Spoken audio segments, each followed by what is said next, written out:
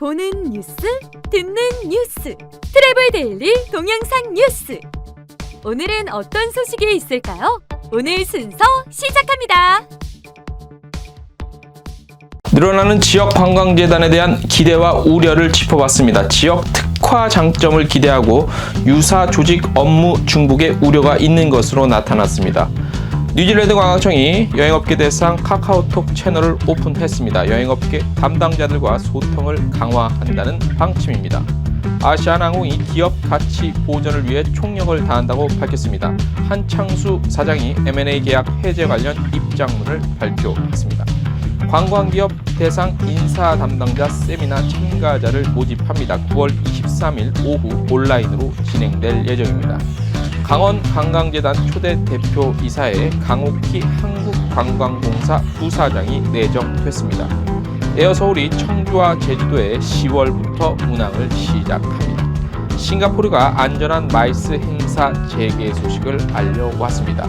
트래블 데일리 동영상 뉴스 9월 14일 월요일 순서 시작하겠습니다. 트래블 데일리 동영상 뉴스는 유튜브에서 여행 중개소 또는 트래블 데일리를 검색하시면 쉽게 시청할 수 있습니다. 소리로만 듣고 싶으시면 팟캐스트 플랫폼 팟빵에서 여행 중개소를 검색하시면 쉽게 청취하실 수 있습니다. 네, 여러분 안녕하십니까. 트래블 데일리 9월 14일자 월요일자 동영상 뉴스 시작하겠습니다. 지난주 목요일 날 있었던 실시간 라이브 방송에 참여해주신 여러분 대단히 감사드리면서 이번 주에도 다가오는 목요일 라이브 방송 준비해 보겠습니다. 자, 오늘 첫 소식입니다. 최근 들어서 각 지역별로 관광재단이 굉장히 많이 늘어나고 있습니다. 2년 전에 서울관광재단 출범 이후에 지난해 말부터 시작해서 올해 그다음에 내년 초까지 출범 계획들을 많이들 각 지자체에서 갖고 있습니다. 이 관련한 소식 장점과 단점 무엇이 있는지 한번 저희가 특집으로 살펴봤습니다. 각 지역의 관광 마케팅과 관광 산업의 실질적인 업무를 전담하고 있는 관광재단 설립이 지자체별로 경쟁하듯 늘어나고 있죠. 자, 현황부터 살펴볼게요. 대구시의 경우 2021년 3월 출범 목표로 대구관광재단 운영위원회 심의 일정이 잡혀있는 상태고요. 울산은 울산관광재단 설립 운영 조례안이 시의회 상임위를 통과해서 2021년 출범을 앞두고 있습니다. 전라북도는요, 현재 전라북도 문화관광재단으로 운영 중이고요. 충청남도 역시 행안부의 설립 관한 조건부 승인을 받은 상태입니다. 충남관광재단은 내년 11월 중 출범을 목표로 2개 실, 4개 팀 정원 23명으로 꾸려질 예정으로 알려져 있습니다. 경상남도 관광재단과 전라남도 관광재단은 이미 지난 6월 출범을 했죠. 그리고 광주 관광재단도 지난 7월에 출범을 했습니다. 그리고 이제 강원도도 있습니다. 강원도 관광재단은 오는 10월 출범 앞두고 있고요. 한국관광공사 부사장 역임한 강옥희 부사장 초대 대표이사로 내정해 놓은 상태입니다. 굉장히 우후죽순격으로 관광재단이 막 나오고 있죠. 아마도 서울관광재단이 비교적 잘하고 있잖아요. 이런 것들도 영향을 받은 것이 아니냐, 이런 또 예상도 해볼 수 있겠죠. 이 같은 현상은 지난 2018년 4월 서울관광재단 출범 이후 올해와 내년을 기점으로 정점에 달할 것으로 보입니다. 현재 없는 곳은 어디냐면요. 부산, 인천, 대전, 경기, 경북, 제주, 세종, 충북 정도입니다. 요거 제외하면 대부분의 시도 단위 지자체는 관광재단을 운영하는 셈이죠. 아울러 이들 지역, 그러니까 현재 관광재단 운영하고 있지 않은 지역의 경우 대부분 관광공사 형태로 운영되고 있죠. 부산관광공사, 경기관광공사, 제주관광공사 이렇게 있는데 아마 지금 막 나오고 있는 출범하고 있는 관광재단이 한 2-3년 정도 후에 재단 운영의 성과가 굉장히 지표가 좋게 나타날 경우에 이들 지역 역시 추가적으로 재단 출범이 이어질 가능성이 높습니다. 아니면 지금 준비하고 있을 수도 있겠죠. 예. 자, 트렌드 변화에 따른 지역 관광 성장할 수 있는 어떤 디딤돌의 역할도 사실 기대가 됩니다. 이런 부분들은 왜냐하면 최근에 코로나19 사태 이후에 국내 관광에 대한 관심이 커지면서요. 재단 설립 그리고 운영에 거는 기대가 일단 큰 상태라고 할 수 있죠. 왜냐하면 국내에 더 전문적으로 또 집중해서 들여다 보겠다는 그런 얘기니까.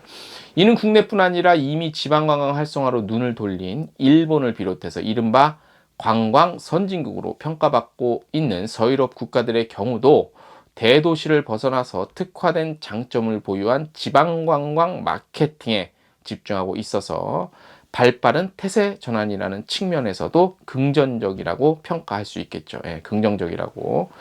대부분의 지역관광재단은요, 국내외를 대상으로 한 마케팅, 그리고 관광 분야 컨트롤 타워 역할을 하고요. 그 다음에 뭐 관련한 정책 수립, 집행, 관광산업 업무 전담하고 홍보, 또 마이스 같은 거 유치하려고 이런 것들이 이제 주요 업무로 하고 있죠. 그래서 지역관광 성장의 디딤돌 역할에 기대가 모아진다고 할 수 있습니다. 뭐 사공이 너무 많아서 딴 데로 가는 것이 아니냐라는 사실 그런 문제 제기도 있어요. 뭐냐면 지자체 지원 예산으로 이제 재단 운영 범위는 재단을 할 때 운영할 수 있는 범위는 비교적 여유롭다고 있죠. 그러니까 뭐 많다 차고 넘친다는 얘기가 아니라 다른 조직에 비해서. 예. 하지만 기존의 각 지역에 존재하는 관광협회 등 유사 조직과의 업무 유사성이니까 업무가 겹칠 수가 있어요. 그죠? 그래서 업무 혼선의 우려도 사실 있다고는 보여요.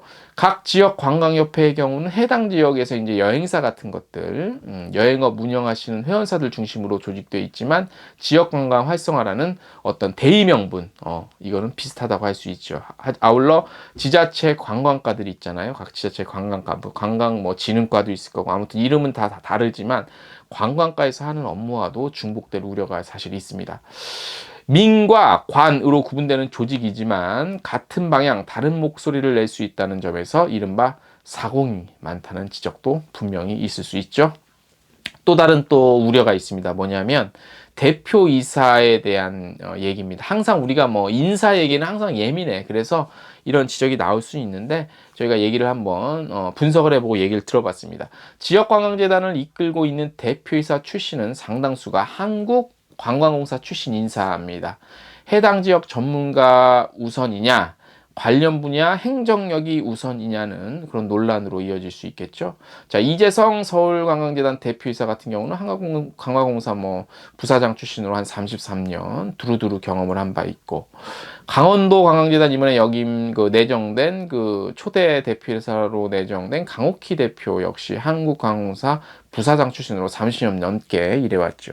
그리고 경남관광재단 초대 대표이사 김진활 대표도 한국관광공사 출신입니다. 33년 이상 뭐 파리 지사장 비롯해서 대외 협력관 등해서 두루두루 30년 이상 오랜 경험을 갖고 있습니다. 이에 대해서 그래서 이제 한국관광공사 출신들이만 재단 대표로 가는 것이 아니냐 이런 지적이 있을 수 있는데, 또 다른 한편으로 이런 것도 좀 생각해 볼 필요는 있습니다. 한 지역 관광재단 관계자 저희가 멘트를 한번 받아봤는데, 재단 출범과 동시에 초기에 안정적인 재단 운영을 위해서는 관광 분야에서 행정 능력이 검증된 인물이 적합하고요.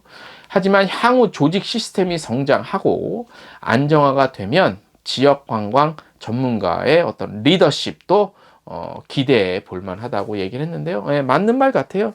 지금 이제 재단 같은 경우들이 이제 초기에 딱 설립을 해서 시작을 하려면 사실 어떤 관광공사 출신의 인맥도 갖고 있고 인적 네트워크도 갖고 있고 행정력이 좀 검증된 그런 인물들이 초기에 좀 안정화시킨 다음에 지역 관광에 대해서 정말 전문가인 분들 중에서 또 이어가면 되니까 그렇게 하면 될 것 같아요. 아직까지는 이제 초기이기 때문에 다 요런 지적은 조금은 좀 기우이지 않겠느냐, 개인적으로 그런 생각을 해봅니다. 다음 소식입니다. 뉴질랜드 관광청 한국지사가 여행업계 대상으로 하는 카카오톡 채널 뉴질랜드 스페셜리스트를 오픈했습니다. 지난주에는 홍콩관광청이 오픈을 했죠. 예, 뉴질랜드 관광청도 이어서 오픈했는데, 공식 여행업계 채널인 뉴질랜드 스페셜리스트는 뉴질랜드 관광지 소개, 여행 정보, 현지 소식, 온라인 교육뿐 아니라 다양한 이벤트 등을 통해 정보 제공, 여행사 담당자들과 소통 확대, 그렇게 하겠다는 전략의 일환입니다. 9월 18일 오후 1시부터요. 온라인 키아오라 클래스가 마련이 되어 있다고 합니다. 이 클래스는 뭐냐면 여행업계 담당자들을 위한 뉴질랜드 관광청의 교육 프로그램으로 코로나19 상황 고려해 처음으로 온라인으로 진행합니다. 참석자 100명에게 커피 쿠폰도 드리고 클래스에 대한 안내와 일정 알림 서비스도 이제 앞으로 카카오톡 채널을 통해서 받아보실 수 있습니다. 권희정 뉴질랜드 강의청 한국지사장은 팬데믹으로 인한 대면 소통과 적극적인 네트워킹은 불가능하지만 온라인에서 더 자주 소통하고 의견을 나누며 미래 시장을 대비하고자 한다며 많은 관심 그리고 컨텐츠 제공하겠다고 전했습니다. 다음 소식입니다. 아시아나항공이 현대산업개발과 딜이 무산이 됐죠. 그래서 한창수 사장이 담화문을 하나 발표했습니다. 계약 해지에 대한 입장문인데요. 사내 인트라넷을 통해서 거래 종결 의무 이행이 기약 없이 지연되고 있는 상황에서 아시아나항공의 계속 기업으로서의 가치를 보전하기 위한 불가피한 결정이라고 밝혔고요. 계약 해제에 따른 시장의 혼란을 최소화하고 경영 안정화를 위해 채권단과 긴밀하게 협의하고 있으며 안정적이고 지속적인 항공기 운영 그리고 영업 환경 유지를 위해 주요 거래처들에게 필요한 제반 조치를 취하고 있다고 밝혔습니다. 예. 주로 거래한 데가 또 여행사가 많이 있겠죠. 그래서 원활 차질 없는 그런 뭐 기존의 것들을 확 바뀌거나 그러면 좀 불안하니까 이런 거 발표 잘 하신 것 같고요.